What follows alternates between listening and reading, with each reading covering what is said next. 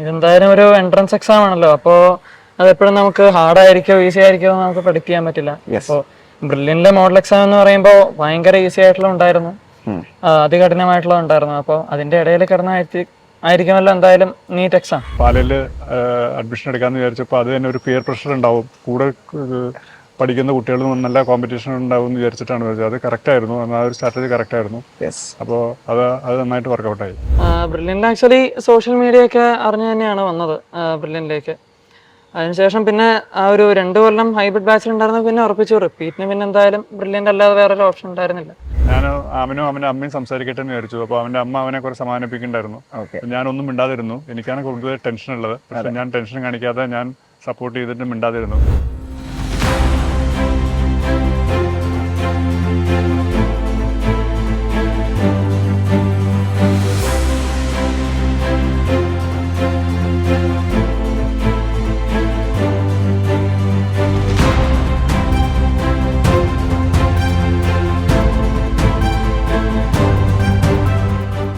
രണ്ടായിരത്തി 2025 NEET exam നടന്നത് May 4-ാം തീയതിയാണ്. മെയ് 4-ാം തീയതി എക്സാം കഴിഞ്ഞ് പുറത്തേക്ക് ഇറങ്ങി വന്ന വിദ്യാർത്ഥികളെല്ലാം അല്പം വിഷമത്തോടുകൂടി കണ്ണീരോടുകൂടിയൊക്കെയാണ് എക്സാം ഹാളിൽ നിന്നും ഇറങ്ങി വന്നത്. കാരണം മറ്റൊന്നുമല്ല, എക്സാം വളരെ കഠിനമായിരുന്നു.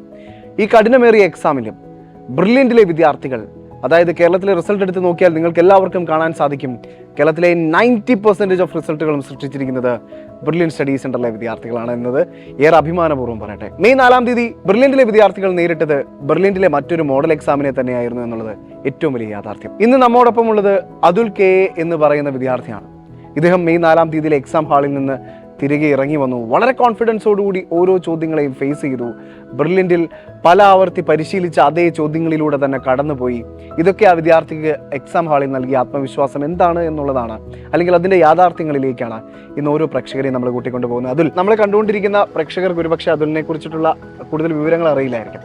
അതിൻ്റെ നാട് എവിടെയാണ്, അതിൻ്റെ പേരൻസ് എന്ത് ചെയ്യുന്നു, എല്ലാവരെയും ഒന്ന് പരിചയപ്പെടുത്തുമോ? ഞാൻ എറണാകുളത്താണ് സെറ്റിൽഡ്. അച്ഛൻ IT എംപ്ലോയി ആണ്, അമ്മ KSFE മാനേജറായിട്ട് വർക്ക് ചെയ്യുന്നു. പേര്? അച്ഛൻ്റെ പേര് അനൂപ്, അമ്മയുടെ പേര് ഗായത്രി. ഓക്കെ.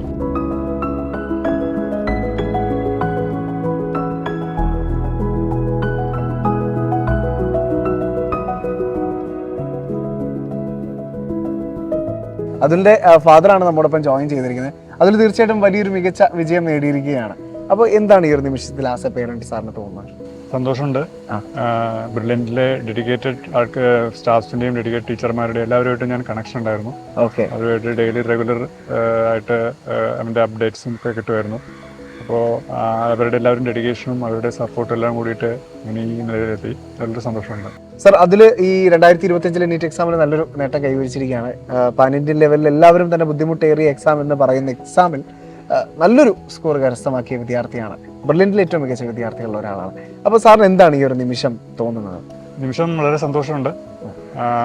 ബ്രില്യൻറ്റിലെ ഡെഡിക്കേറ്റഡ് ആയിട്ടുള്ള സ്റ്റാഫ്സും ടീച്ചേഴ്സും എല്ലാവരുടെയും സപ്പോർട്ട് മൂലം അവന് ഈ നിലയിലെത്തിയതിന് വളരെ സന്തോഷമുണ്ട്. ഓക്കെ. പിന്നെ റെഗുലറായിട്ട് ഞാൻ ക്ലാസ് ടീച്ചറായിട്ട് കമ്മ്യൂണിക്കേഷൻ ഉണ്ടായിരുന്നു, സംസാരിക്കാനുണ്ടായിരുന്നു, കമ്മ്യൂണിക്കേഷൻ ഉണ്ടായിരുന്നു, അപ്ഡേറ്റ്സ് കിട്ടുമായിരുന്നു. എന്തായാലും ആ ഒരു വളരെ ബേസ് ലെവലിൽ നിന്ന് ഉയർന്നു വരുന്ന ഉയർച്ച ഞങ്ങൾ ഫീൽ ചെയ്തിട്ടുണ്ടായിരുന്നു. ഓക്കെ. അപ്പോൾ അത് തന്നെ എത്തിയതിൽ സന്തോഷമുണ്ട്. യെസ്. അപ്പോൾ സാറ് പറഞ്ഞില്ലേ, വളരെ ബേസ് ലെവലിൽ നിന്ന് മുകളിലേക്ക് കയറി വന്നൊരു വിദ്യാർത്ഥിയാണ്. അതിനാണ് ആ ബ്രില്യൻറ്റിൽ വന്നിട്ടുള്ള ഒരു ചേഞ്ച് സാറ് കണ്ടിരുന്നു? ബ്രില്യൻറ്റിൽ വന്നിട്ട് നല്ലൊരു ചേഞ്ച് ഉണ്ടായിരുന്നു. ഞങ്ങൾ കഴിഞ്ഞ തവണ ഇവിടെ തേവരയിലായിരുന്നു പഠിപ്പിച്ചിരുന്നത്. ഓക്കെ. അതിനുശേഷം ഇപ്പോൾ ഈ വർഷം പാലയിൽ അഡ്മിഷൻ എടുക്കാമെന്ന് വിചാരിച്ചപ്പോൾ അത് തന്നെ ഒരു പിയർ പ്രഷർ ഉണ്ടാവും, കൂടെ പഠിക്കുന്ന കുട്ടികളും നല്ല കോമ്പറ്റീഷൻ ഉണ്ടാവും എന്ന് വിചാരിച്ചിട്ടാണ് വിചാരിച്ചത്. അത് കറക്റ്റായിരുന്നു, ആ ഒരു സ്ട്രാറ്റജി കറക്റ്റായിരുന്നു. അപ്പോൾ അത് നന്നായിട്ട് വർക്കൗട്ടായി. ആ കോമ്പറ്റീഷൻ അതൊരു ഹെൽത്തി കോമ്പറ്റീഷൻ ആയിരുന്നെന്നും അത് ഫൈനലി ഇവന് ഒരുപാട് ഹെൽപ്പ് ചെയ്തു എന്നുള്ളതാണ് ഇപ്പോൾ നമുക്ക് ഈ ഒരു കൺക്ലൂഷനിൽ മനസ്സിലാക്കാൻ പറ്റുന്ന പ്രധാന വസ്തുത. യെസ്. അപ്പോൾ ഇത് തന്നെയാണ് എല്ലാ പേരൻസും പറയുന്നത്. ഇപ്പോൾ ഒരു പക്ഷേ ബ്രില്യൻറ്റിലേക്ക് വിടുമ്പോൾ അല്പം ടെൻഷൻ ഉണ്ടാവും, അല്ലെങ്കിൽ കുട്ടി എങ്ങനെ ഈ സമ്മർദ്ദത്തെ ഹാൻഡിൽ ചെയ്യും എന്നുള്ളൊരു ചിന്തയൊക്കെ ആദ്യം ഉണ്ടായിരുന്നു. പക്ഷേ ഓരോ ദിവസവും ബ്രില്യൻറ്റിലേക്ക് കഴിഞ്ഞപ്പോൾ ആസ് എ പേരന്റ് സാറിന് എന്താണ് മനസ്സിലാക്കാൻ തോന്നിയത് ഈ ഒരു അവസാന നിമിഷം തിരിഞ്ഞു നോക്കുമ്പോൾ? റെഗുലറായിട്ടുള്ള വീക്ക്ലി അപ്ഡേറ്റ്സും വീക്ക്ലി മീറ്റിംഗ്സും എനിക്ക് വളരെ സന്തോഷമുണ്ടായിരുന്നു. ഞാൻ ആക്റ്റീവ്ലി മീറ്റിംഗിലൊക്കെ പാർട്ടിസിപ്പേറ്റ് ഡയറക്ടേഴ്സുമായിട്ട് സംസാരിച്ചിരുന്നു, ജസ്റ്റിസ് സാറുമായിട്ട് സംസാരിച്ചിരുന്നു, അപ്ഡേറ്റ്സ് കിട്ടുമായിരുന്നു. അപ്പോൾ ഞാൻ അതുപോലെ ടീച്ചർ വിളിക്കുമായിരുന്നു, ടീച്ചറുമായിട്ട് നല്ല കമ്മ്യൂണിക്കേഷൻ ഉണ്ടായിരുന്നു. അപ്പോൾ നല്ലൊരു ഇതായിട്ടാണ് എനിക്ക് തോന്നുന്നത്. എക്സാം കഴിഞ്ഞ് അതിൽ ആദ്യം വന്ന് പറഞ്ഞിരിക്കുക ഭയങ്കര ടഫായിരുന്നു എക്സാം എന്നാണ്. അപ്പൊ എന്തായിരുന്നു തോന്നിയ ഒരു മാനസിക? അപ്പൊ ഞാൻ കുറച്ചു നേരം മിണ്ടിയില്ല. ഞാൻ അവനും അവന്റെ അമ്മയും സംസാരിക്കട്ടെ എന്ന് വിചാരിച്ചു. അപ്പൊ അവന്റെ അമ്മ അവനെ കുറെ സമാധാനിപ്പിക്കണ്ടായിരുന്നു. ഞാനൊന്നും മിണ്ടാതിരുന്നു. എനിക്കാണ് കൂടുതൽ ടെൻഷൻ ഉള്ളത്. പക്ഷെ ഞാൻ ടെൻഷൻ കാണിക്കാതെ ഞാൻ സപ്പോർട്ട് ചെയ്തിട്ട് മിണ്ടാതിരുന്നു. പിന്നെ അതിനുശേഷം വരുന്ന അനാലിറ്റിക്സും എല്ലാം ഇത് വെച്ച് നോക്കുമ്പോൾ ടഫായിരുന്നത് കുറച്ചും കൂടി നല്ലതാണെന്നാണ് ഇപ്പോൾ പറയുന്നത്. അപ്പൊ അതിന്റെ ഒരു പ്രതീക്ഷയിലാണ് ഇരിക്കുന്നത്. അതായത് ടഫായിരുന്നപ്പോൾ ഓൾ ഇന്ത്യയിലെ വിദ്യാർത്ഥികൾക്ക് എല്ലാവർക്കും തന്നെ ടഫായിരുന്നു. അതായത് 23 ലക്ഷം വിദ്യാർത്ഥികളും കടന്നുപോയി ആ ടഫസ്റ്റ് എക്സാമിൽ, അതായത് ഏറ്റവും ബുദ്ധിമുട്ടേറിയ എക്സാമിൽ ഏറ്റവും മിടുക്കനായിട്ട് അല്ലെങ്കിൽ ഏറ്റവും നല്ലൊരു സ്കോർ കരസ്ഥമാക്കാൻ പറ്റുക, അതിൽ ബ്രില്യന്റിന് ഈ വിദ്യാർത്ഥിയോടൊപ്പം നിൽക്കാൻ പറ്റുക, അത് വലിയൊരു അഭിമാനം നിറഞ്ഞ നിമിഷമാണ് ഞങ്ങൾക്കും ആസ് എ പേരൻസ്, സാറിനും അല്ലേ, എല്ലാവർക്കും.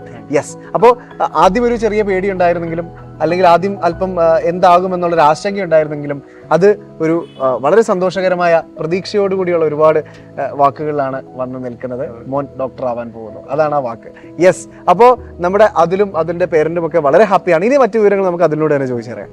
ആദ്യം തന്നെ അഭിനന്ദനങ്ങൾ, വലിയൊരു സ്കോറാണ് കരസ്ഥമാക്കിയിരിക്കുന്നത് അല്ലേ. അപ്പോൾ തീർച്ചയായിട്ടും അതിന് പിന്നിൽ ഒരുപാട് നാളത്തെ കഷ്ടപ്പാടുകളുണ്ട് അല്ലെ. അപ്പോൾ എക്സാം ഹാളിൽ നമ്മൾ ഒരുപാട് വിദ്യാർത്ഥികൾ നേരിട്ട ഒരു പ്രതിസന്ധി എന്ന് നമ്മൾ പറയുന്നില്ല, കാരണം അതുലിനെ സംബന്ധിച്ചിടത്തോളം അതൊരു പ്രതിസന്ധി ആയിരുന്നോ? ഇതെന്തായാലും ഒരു എൻട്രൻസ് എക്സാം ആണല്ലോ, അപ്പോൾ അതെപ്പോഴും നമുക്ക് ഹാർഡ് ആയിരിക്കോ ഈസി ആയിരിക്കോ എന്ന് നമുക്ക് predict ചെയ്യാൻ പറ്റില്ല. അപ്പോൾ ബ്രില്യന്റിലെ മോഡൽ എക്സാം എന്ന് പറയുമ്പോൾ ഭയങ്കര ഈസി ആയിട്ടുള്ള ഉണ്ടായിരുന്നു, അതികഠിനമായിട്ടുള്ള ഉണ്ടായിരുന്നു. അപ്പോൾ അതിന്റെ ഇടയിൽ കിടന്ന ആയിരിക്കുമല്ലോ എന്തായാലും നീറ്റ് എക്സാം, ഫൈനൽ എക്സാം. അപ്പോൾ ആ രീതിയിൽ നമുക്ക് കോൺഫിഡന്റ് ആയിട്ട് തന്നെ എഴുതാൻ പറ്റിയെന്നുള്ളതാണ്. ഓക്കെ. അതായത് ബ്രില്യന്റിലെ ഹാർഡായിട്ടുള്ള ഒരു മോഡൽ എക്സാമിൽ അതിൽ കരസ്ഥമാക്കിയിരിക്കുന്ന സ്കോർ എത്രയായിരുന്നിരിക്കണം? ഒരു ഏറ്റവും ഹാർഡായിട്ട് പോയത് ഏകദേശം ഒരു 640 ആയിരുന്നു എനിക്ക് കിട്ടിയത് ആ ഒരു എക്സാമിന്. റാങ്ക് 83 സംതിങ് ആയിരുന്നു, all unit model. Yes. Okay. വിവിധങ്ങളായ കഠിനമേറിയ എക്സാമുകൾ ബ്രില്യന്റ് നടത്തിയിരുന്നല്ലോ. കാരണം ഈ കഠിനമേറിയത് എന്ന് പറയുമ്പോൾ സ്വാഭാവികമായിട്ടും ആളുകൾ ഓർക്കുന്നത് എന്തിനാണ് ഇത്ര കഠിനമേറിയ എക്സാമുകൾ വിദ്യാർത്ഥികൾക്ക് നൽകുന്നത്? അതിനുള്ള ഏറ്റവും വലിയ ഉദാഹരണമാണ് 2025 നീറ്റ് എക്സാം. ബ്രില്യന്റ് ഒരിക്കലും വളരെ കംഫർട്ടായിട്ട് വിദ്യാർത്ഥികൾക്ക് ഈസിയായ എക്സാമുകൾ തന്നാൽ, ഈസിയായ ക്വസ്റ്റ്യൻസ് തന്ന കുട്ടികളെ ഫ്രീ മൈൻഡോടുകൂടി ഇരുത്തുകയല്ല ചെയ്യുന്നത്. ഇങ്ങനെ ഒരു ചോദ്യം വന്നാലും നിങ്ങൾ അതിനെ എങ്ങനെ ഫേസ് ചെയ്യണം എന്നുള്ളത് വളരെ വ്യക്തമാക്കി തരുന്ന തരത്തിലുള്ള മോഡൽ എക്സാമുകളാണ്, അല്ലെങ്കിൽ വീക്ക്ലി എക്സാമുകളാണ് ബ്രില്യന്റിലുള്ളത്. അത് അനുഭവിച്ചറിഞ്ഞ അതുലിന് ഇപ്പൊ ബ്രില്യന്റ് ഫാമിലിയോട് എന്താണ് പറയാനുള്ളത്? ഇപ്പോൾ പരീക്ഷ എഴുതുമ്പോൾ എന്തായാലും ഫിസിക്സ് ഒക്കെ എഴുതി കഴിഞ്ഞപ്പോഴത്തേക്കും നല്ലൊരു ഹാർഡായിട്ടുള്ളൊരു പേപ്പറായിട്ടാണ് തോന്നിയത്. അപ്പോൾ ആദ്യം വിചാരിച്ച് എനിക്ക് മാത്രമായിരിക്കും അങ്ങനെ ഒരു പേടി ഉണ്ടായിരുന്നു. പക്ഷേ പുറത്തേക്ക് കിടന്നപ്പോൾ എല്ലാവർക്കും ഈ ഒരു അനുഭവമായിരുന്നു. അതിൽ തന്നെ നമ്മൾ ഒരു രീതിയിൽ തന്നെ മികച്ചു നിൽക്കാൻ ഏകദേശം നോക്കിയായിരുന്നു. കാരണം ഇപ്പോൾ അൺആൻസേർഡ് ആയിട്ടുള്ള ക്വസ്റ്റ്യൻസ് കൂട്ടിയാലും പരമാവധി നെഗറ്റീവ്സ് വരാതിരിക്കാൻ ശ്രദ്ധിച്ചായിരുന്നു. അത് ബ്രില്യന്റ് ഒരുപാട് മോഡൽ എക്സാം എഴുതി ആ ഒരു പരിചയം കിട്ടിയത് കൊണ്ടാണ്. അതിൻ്റെ ഒരു സ്കൂൾ കാലഘട്ടമൊക്കെ എവിടെയായിരുന്നു? അതിനെ സംബന്ധിച്ചിടത്തോളം ഇതൊരു ഗ്രാഫാണ്, ഗ്രാജുവലി വലിയൊരു നേട്ടത്തിലേക്ക് എത്തിയിരിക്കുകയാണ്. അതിൽ നമുക്ക് മറക്കാൻ പറ്റാത്ത ഒരുപാട് അധ്യാപകരുണ്ട്, വിദ്യാലയങ്ങളുണ്ട്. അപ്പോൾ ആ പഠിച്ചു വന്ന സ്കൂളും ഒക്കെ ഒന്ന് പറയുമോ? ഞാൻ LKG തൊട്ട് +2 വരെ ഞാൻ ഇവിടെ വടക്കേക്കോട്ട NSS HSS തൃപ്പൂണിത്തുറയിലാണ് പഠിച്ചത്. അതിനുശേഷം അപ്പോൾ +1 +2 ആണെങ്കിൽ മറ്റേ തേവരയിലെ എയിംസ് ഹൈബ്രിഡ് ബാച്ചിൽ ഞാൻ ഉണ്ടായിരുന്നു. അതിനുശേഷം ഒരു സ്കോർ എത്തിയിട്ട് പിന്നെ പാലയിൽ റിപ്പീറ്റ് ചെയ്യാന്ന് തന്നെ തീരുമാനിച്ചു. അതിനുശേഷമാണ് അങ്ങോട്ടേക്ക് വന്നത്, പാലയിലേക്ക് വന്നത്. ബ്രില്യന്റ് പാല, അത് ഒരു പക്ഷെ അതിനെ കുറെ കൂടി ഒരു പടി കൂടി ബ്രില്യന്റ് ആക്കി എന്ന് തന്നെ പറയണം അല്ലേ? യെസ്. കാരണം ഇത്ര സ്വപ്നമായിരുന്നു ഡോക്ടർ ആവുക എന്നുള്ളത്, എന്ന് മുതലായിരുന്നു ആഗ്രഹം?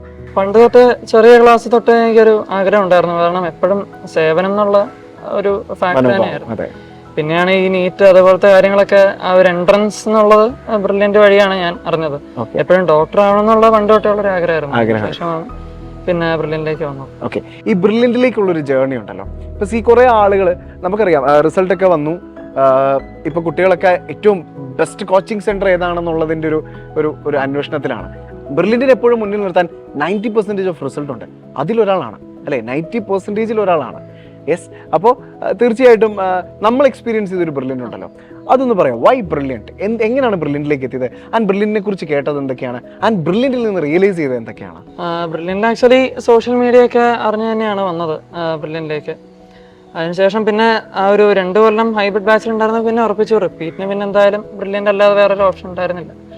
അതിന് തന്നെ അപ്പോൾ പാലയിൽ തന്നെ റിപ്പീറ്റ് ചെയ്യാന്ന് വിചാരിച്ചു. പിന്നെ പാലയിൽ വന്നപ്പോഴാണ് നമ്മളെ പോലെ അല്ലെങ്കിൽ നമ്മളെക്കാൾ ഒരുപടി നല്ല രീതിയിൽ മികച്ചു നിൽക്കുന്ന, പഠിത്തത്തിന്റെ കാര്യത്തിൽ മികച്ചു നിൽക്കുന്ന ആൾക്കാരുണ്ടെന്ന് നമുക്ക് മനസ്സിലാക്കി. അവരോടൊപ്പം കോമ്പറ്റീറ്റ് ചെയ്യാൻ പറ്റുന്നു. അങ്ങനെ ആ ഒരു കോമ്പറ്റീഷൻ ശരിക്കും പാലയിൽ വന്നിട്ടാണ് അറിഞ്ഞത്. അങ്ങനെ ആ ഒരു കോമ്പറ്റീഷനിൽ പല രീതിയിലുള്ള എങ്ങനെയാണത് ടാക്കിൾ ചെയ്യേണ്ടത്, പല പല ഹാർഡ് ലെവൽ ക്വസ്റ്റ്യൻസ് വന്നു കഴിഞ്ഞാൽ എങ്ങനെ ടാക്കിൾ ചെയ്യാം, ഈസി വന്നു കഴിഞ്ഞാൽ അപ്പോഴും പ്രശ്നമാണ്. കാരണം ഈസി വന്നു കഴിഞ്ഞാൽ കൂടുതൽ കെയർലെസ് വരുത്താൻ സാധ്യതയുണ്ട്. അപ്പോൾ ആ രീതിയിൽ എങ്ങനെയൊക്കെ അതിനെ തരണം ചെയ്യാന്നുള്ള ഒരു ട്രെയിനിങ് കിട്ടിയത് ഇതിൻ്റെ പാലയിൽ തന്നെയാണ്. ഓക്കെ. എൻട്രൻസ് എന്ന് പറയുമ്പോൾ നമ്മളെപ്പോഴും റിസൾട്ട് ഓറിയൻറ്റഡ് ആയിട്ട് റിസൾട്ട് ഏത് സ്ഥാപനത്തിനാണോ മികച്ചു നിൽക്കുന്നത് അതാണല്ലോ നമ്മൾ നോക്കുക. അപ്പോൾ എനിക്കും പാരൻസിനും ആർക്കായാലും യാതൊരു വിധത്തിലുള്ള സംശയം ഉണ്ടായിരുന്നില്ല, ബ്രില്യൻ്റ് തന്നെ ആയിരുന്നു. ഏറ്റവും ബെസ്റ്റ് കോച്ചിങ് സെന്റർ ഏതാണെന്ന് നോക്കുന്നതിലുപരി അതിൽ നോക്കിയത് ഏറ്റവും ബെസ്റ്റ് റിസൾട്ട് ഉള്ള കോച്ചിങ് സെന്റർ ഏതാണെന്നുള്ളതാണ്. ആ പേര് അവസാനിച്ചത് ബ്രില്യൻ്റിലാണ്. യെസ്. ഓക്കെ. അപ്പോൾ ഇനി ഞാൻ ചോദിക്കാൻ ആഗ്രഹിക്കുന്ന വേറൊന്നുമല്ല, റിസൾട്ട് ഓറിയന്റഡ് ആയിട്ടുള്ള ഒരു സ്ഥാപനം എന്നുള്ള രീതിയിലാണ് അതിൽ ഒരു എൻട്രൻസ് കോച്ചിങ് സെന്ററിനെ പരിഗണിച്ചത്. അങ്ങനെ ബ്രില്യൻ്റ് എത്തുന്നു. ആൻഡ് ഫെസിലിറ്റീസ് അതെങ്ങനെയുണ്ട്, അതൊന്ന് പറയാം. ഫെസിലിറ്റീസ് കിട്ടാവുന്നതിലും വെച്ച് തന്നെ ഏറ്റവും നല്ലൊരു ഹോസ്റ്റൽ തന്നെയാണ് കിട്ടിയത്. പ്രൈഡ് ഹോസ്റ്റലിലാണ് ഞാൻ നിന്ന് പഠിച്ചത്. അതുപോലെ തന്നെ തൊട്ടടുത്ത് തന്നെ ക്യാമ്പസ് ഉണ്ടായിരുന്നു, അവിടെ തന്നെയായിരുന്നു ഞങ്ങളുടെ ഭക്ഷണം, മെസ്സൊക്കെ അവിടെ തന്നെയായിരുന്നു. ഓക്കെ. അങ്ങനെ വളരെ നല്ല രീതിയിലുള്ള ഒരു ഫുഡും അക്കോമഡേഷനും തന്നെയായിരുന്നു. പിന്നെ ഞങ്ങളുടെ വാർഡൻസ് 3 പേരുണ്ടായിരുന്നു. പ്രതീഷ് സാറ്, എബിൻ സാറ്, പിന്നെ ഉദിത് സാറായിരുന്നു. ഇവർ 3 പേരുടെയും ആ ഒരു കരുതൽ ഞങ്ങൾക്ക് ഉണ്ടായിരുന്നു. നല്ല രീതിയിൽ തന്നെയായിരുന്നു ആ ഒരു പ്രൈഡിൽ ആ ഒരു കൊല്ലം പോയത്. അതിലതുപോലെ ബ്രില്യൻ്റിലെ faculties, doubt clearance facilities, e learning app, ഇതെല്ലാം അതിൽ എക്സ്പീരിയൻസ് ചെയ്ത സ്കൂൾ ലൈഫിൽ നിന്നൊക്കെ എൻ്റയർലി ഡിഫറെൻ്റ് ആണ് അല്ലേ? നമ്മളെ ടേക്ക് കെയർ ചെയ്യാൻ വേണ്ടിയിട്ട് അവിടെ സഹോദരനെ പോലെ സഹോദരിയെ പോലെ ഒരു മെൻറ്റർ ഉണ്ട്. അപ്പോൾ ഇതൊക്കെ എങ്ങനെയാണ് അതുലിനെ മോൾഡ് ചെയ്തെടുത്തത് ഈ ഒരു എൻട്രൻസ് മേഖലയിൽ? സ്കൂളിൽ നിന്ന് വ്യത്യസ്തമായെന്ന് പറഞ്ഞു കഴിഞ്ഞാൽ ഇവിടെ ഓരോ ചാപ്റ്റേഴ്സിനും ഓരോ ഫാക്കൽറ്റീസാണ്.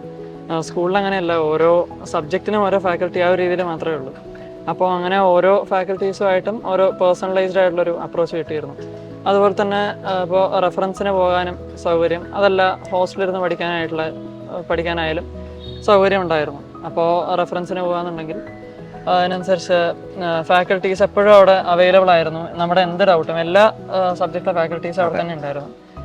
നമ്മുടെ ഡൗട്ടും അതുപോലെ എന്തെങ്കിലും കൺസെപ്ച്വൽ ക്ലാരിറ്റി വരുത്തണമെന്നുണ്ടെങ്കിൽ ആ ഒരു കാര്യം ചെയ്തിരുന്നു. അതല്ല ഇനി ഹോസ്റ്റലാണെന്നുണ്ടെങ്കിൽ പെട്ടെന്ന് ക്യാമ്പസിലേക്ക് പോയി വരാനുള്ള സൗകര്യം ഇല്ല എന്നുണ്ടെങ്കിൽ നമ്മുടെ ടാബിൽ അതിൻ്റെ ഇ ലേണിംഗ് ആപ്പും, അതുപോലെ ഇപ്പോൾ പുതിയ ഫീച്ചറായിട്ട് AI നല്ലോണം ഹെൽപ്പ് ചെയ്തിരുന്നു, പുതിയ കാര്യങ്ങളൊക്കെ പറഞ്ഞാൽ.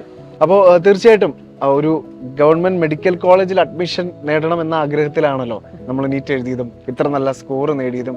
ഇനി വരുമ്പോൾ ആ ഒരു മെഡിക്കൽ കോളേജിലേക്ക് എത്താൻ പോകണം, അതെവിടേക്കായിരിക്കും എന്ന്, അല്ലെങ്കിൽ എനിക്ക് എത്തണം എന്ന ആഗ്രഹമുള്ളൊരു ഇൻസ്റ്റിറ്റ്യൂട്ട് ഉണ്ടോ? കാലിക്കറ്റ് മെഡിക്കൽ കോളേജ് ഒരുപാടധികം ഇഷ്ടമാണ് കേരളത്തിൽ.